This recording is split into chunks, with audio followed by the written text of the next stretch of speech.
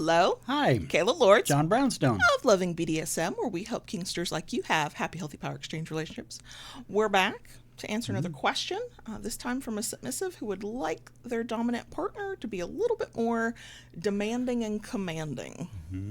Okay, let's get into the question.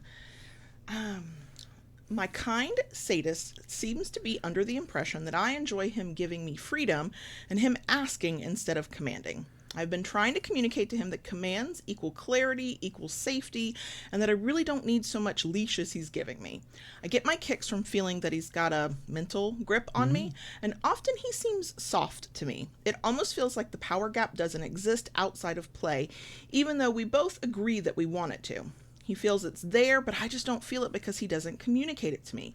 I just do what he wants because I'm a service-oriented, obedient person, but I would do the same also in a vanilla relationship. So just serving him without him reminding me of the power dynamic does not do the trick for me.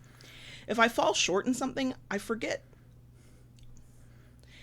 Let me try that again. If I fall short in something / forget something, he often just understands, doesn't want to demand too much and skips punishment, or says he'll think about it and maybe punish me later and then forgets.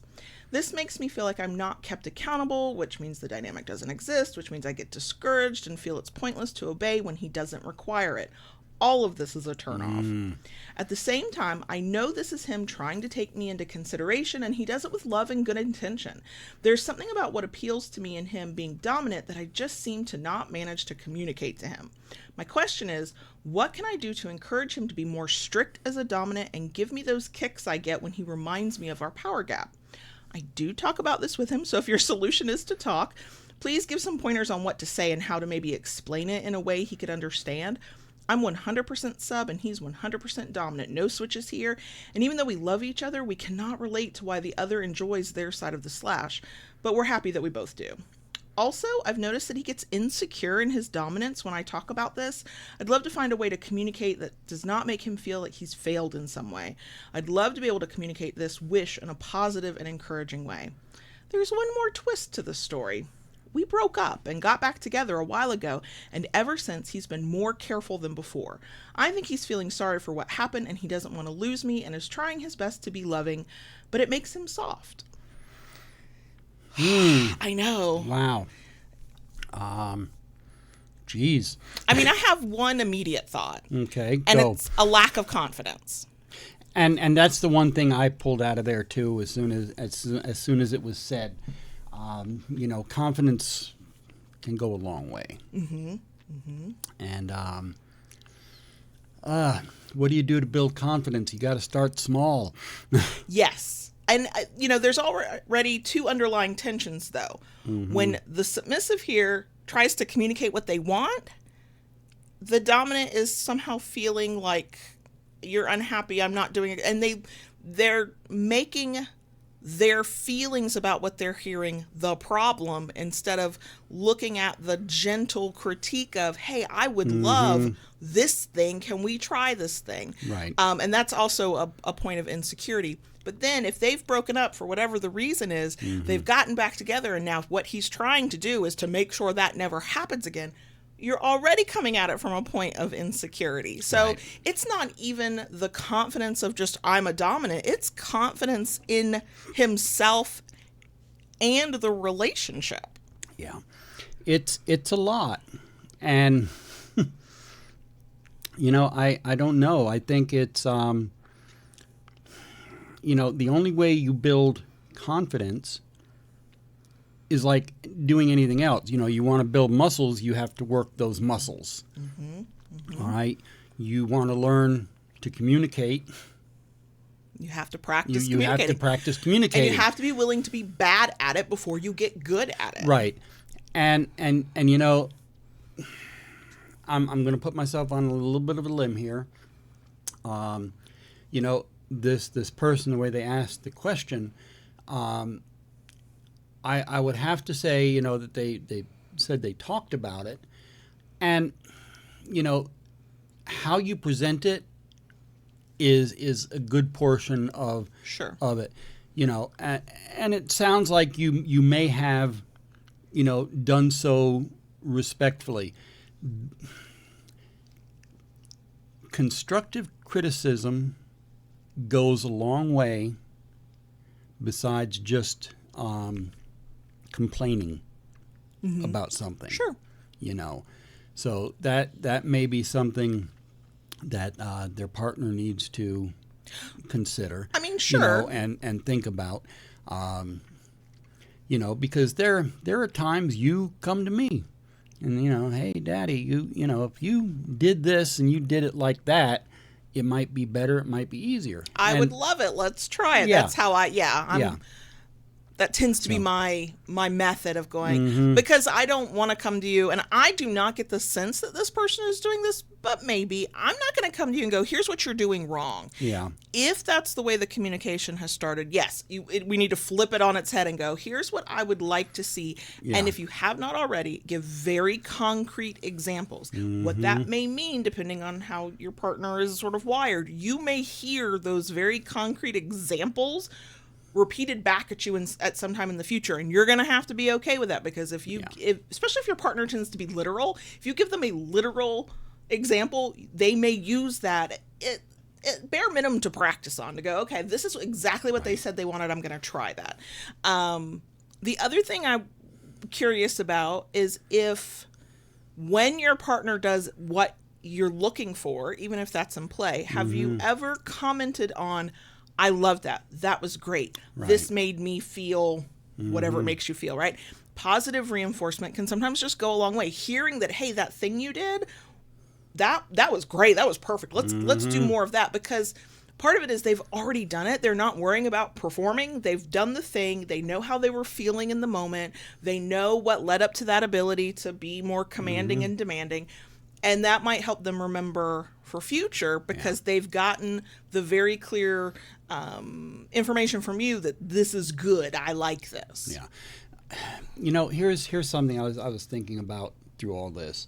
What they might benefit from, especially since, they got back together and the big D is trying to work on this.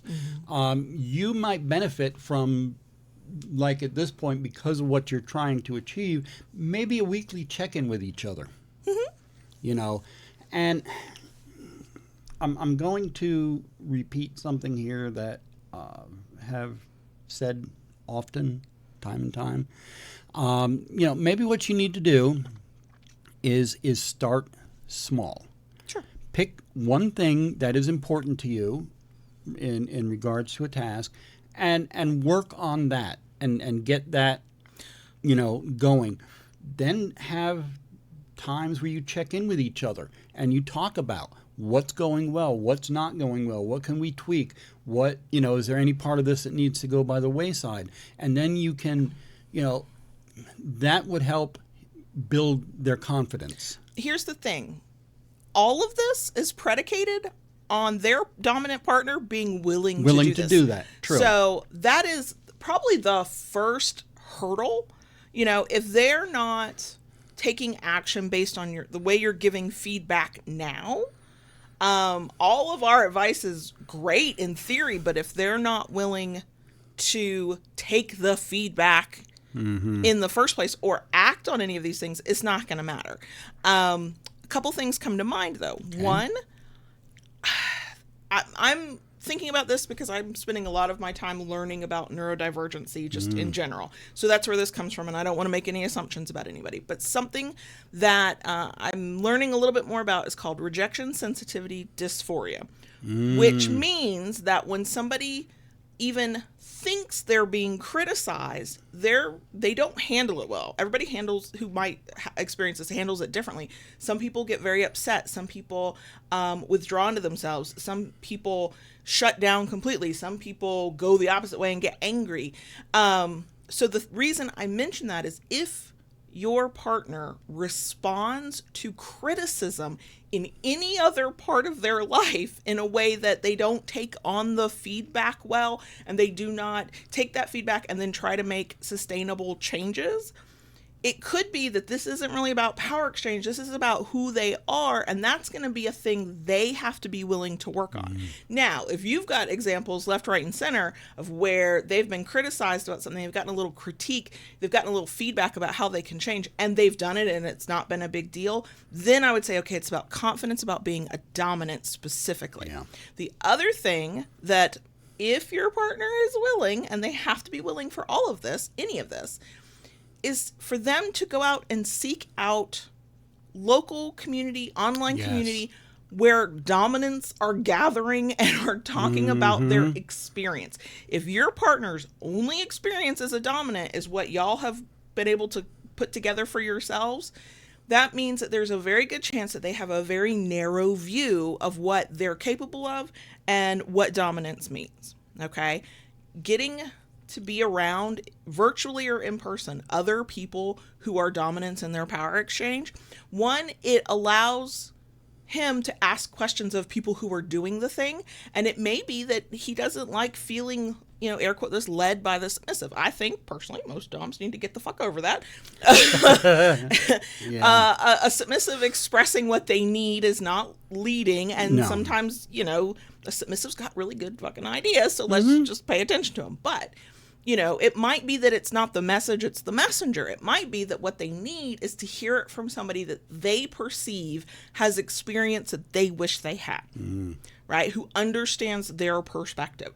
So if they're not completely opposed to the idea, and they're not already doing it, there are, depending on the community, online, in person, you can find, Dom roundtables and workshops and meetings, spaces where dominants are just gathering, talking about things. There used to be a website, I don't know if it's still active, called dominantguide.com. It was run by the same folks who run submissiveguide.com.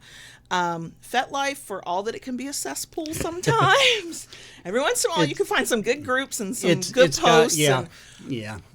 So how much is your partner willing to be part of a community in some way to learn from others, so that maybe they can gain the confidence, get some ideas, just go back and forth with somebody else who will understand their perspective. You beat me to the punch on that one.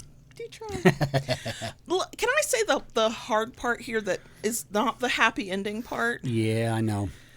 It is entirely possible that they are not the kind of dominant you most want. For all of we've talked about it, they're willing to do this, they're willing to do that. I've thought about who they are as a person, blah. It can sometimes boil down to their style of dominance is not the type of dominance you need. That there is it's not necessarily like a thing you can't overcome and find a way around, but it is an incompatibility. So, I think that if the conversation might need to be, especially if what we're telling you, you're like, I have been trying this for, however long, the conversation might need to be, hey, dominant partner, what is dominance to you? What do you want to be doing as a dominant? Now, because what you don't want is them to tell you, I want this thing you say you want, and they're only telling you that out of fear of the relationship ending, right? That's not going to do anybody any good.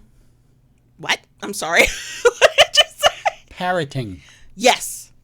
I mean, because then they're going through the motions so that they don't lose the relationship, but then they're not giving you what you need to be satisfied in the relationship. Which then builds bad juju. And that does not end well for anybody.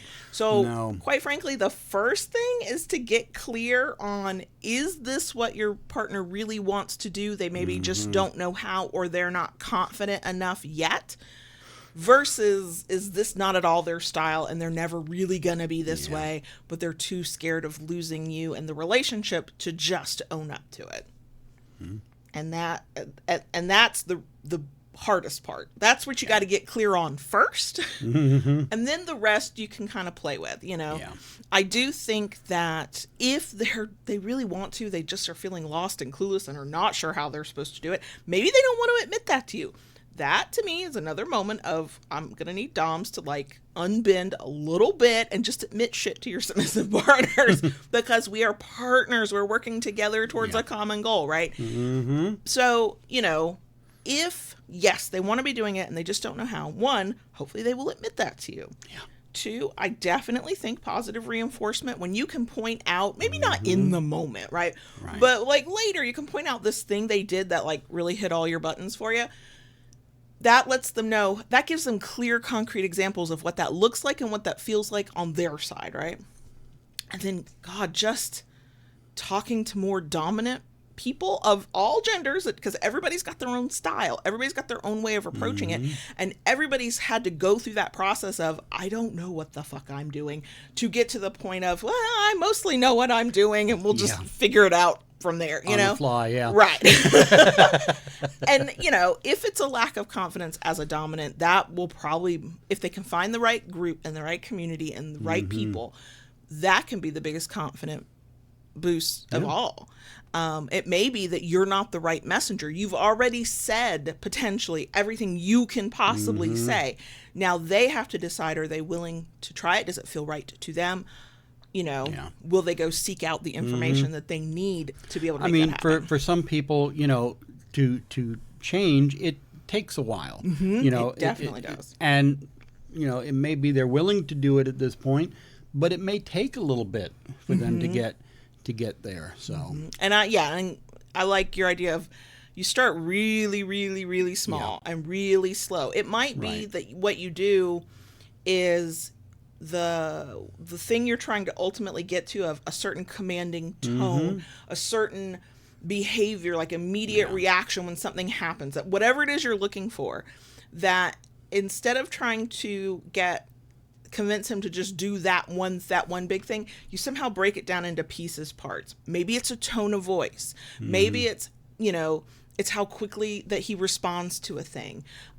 Maybe it's a look, like really small things that can help you feel some of what you're trying to feel. And then y'all can build on it together. One other thing I'd like to add real quick, just touching on the thing where, you know, they talk about how it's that there were times when they misbehaved, and you know, punishment was put off and then forgotten. There may be a little bit of help with that. Something like the app Obedience. Okay, you know, where I don't know how busy this person is or what they have on their plate on a regular basis. I know something, you know, we both know life throws its, you know, monkey wrench in the gears. And, you know, if they have a hard problem, you know, keeping track with so much going on, an app like Obedience could be, you know, something that, because it's a tool for, and, you know, it takes the load off having to remember it. Right. They can just look, here's the thing assigned. Has it been done or not? Right. Then they have to remember what they're going to do about it. And now that's another thing. Have y'all talked about what possible punishments are if you are disobedient? What is going to happen? If you have not sat down and made those like concrete, here's what happens, and your partner is having to think of them on the fly, that's going to create a resistance if he's not yet comfortable with that. But if he knows, hey, it's going to be one of these 2 or 3 things, and I don't have to think too hard about it, I just have to like take care of it and let myself be firm, that might help there too. So yeah, there's lots of things to try. Hopefully one or more of these things will help, but really the first thing you got to get clear is that this is the kind of dominant they want to be. That's true. So, and there's I have no good advice on how to handle that if that's where there's an incompatibility. But yeah, then try any or all of the things. Yeah. Okay, so if you have gone through this, either on either side of the slash, and have learned some valuable things in the process, please share those in the comments below. We can all learn from one another. If you enjoyed this, we love a thumbs up. If you liked it enough to want to come back for more, please consider subscribing. And if you do all that, just go ahead and ring the notification bell to get updates, new content. Just do what Daddy says. And if you really like what we do, want to help us do more of it, and get access to kinky community through our Discord server, where you can learn from other submissives, doms, switches, the like, join us on Patreon, patreon.com/Ocala Lords, or the link is down below.